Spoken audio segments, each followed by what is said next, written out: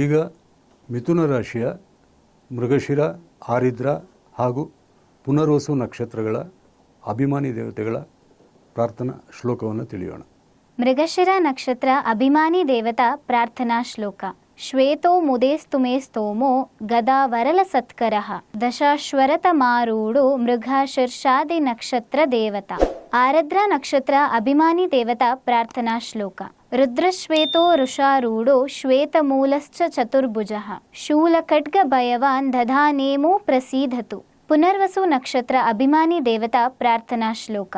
ಅದಿತಿಃ ಪೀತವರ್ಣಾಂಚ ಸುಕ್ಸ್ರುವಾಕ್ಷ ಕಮಂಡಲೂನ್ ದದಾನಾಂ ಶುಭಧಾಮೇಸ್ಕ ಪುನರ್ವಸು ಅಧಿದೇವತಾ.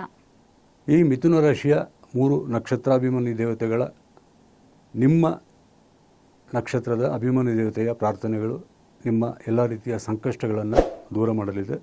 ಹಾಗೆಯೇ ಮಿಥುನ ರಾಶಿಯ ಅಧಿಪತಿಯಾದಂತಹ ಬುಧನ ಕೃಪಾ ಕಟಾಕ್ಷಕ್ಕಾಗಿ ಬುಧನ ಮೂಲ ಬೀಜಾಕ್ಷರ ಮಂತ್ರ ಓಂ ಬ್ರಾಂ ಬ್ರೀಂ ಬ್ರೌಂ ಸಹ ಶ್ರೀ ಬುಧಾಯ ನಮಃ ಇದನ್ನು ಹೇಳಿಕೊಳ್ಳುವುದರ ಜೊತೆಗೆ ನಿಮಗೆ ಇಷ್ಟವಾದಂತಹ ಯಾವುದೇ ವಿಷ್ಣು ಸಂಬಂಧಿತ ಸ್ತೋತ್ರಗಳನ್ನು ಪಠಿಸುವುದರಿಂದ ನಿಮ್ಮ ಎಲ್ಲ ಇಷ್ಟಾರ್ಥಗಳು ಅಭಿಪ್ಸೆಗಳು ಈಡೇರುತ್ತವೆ.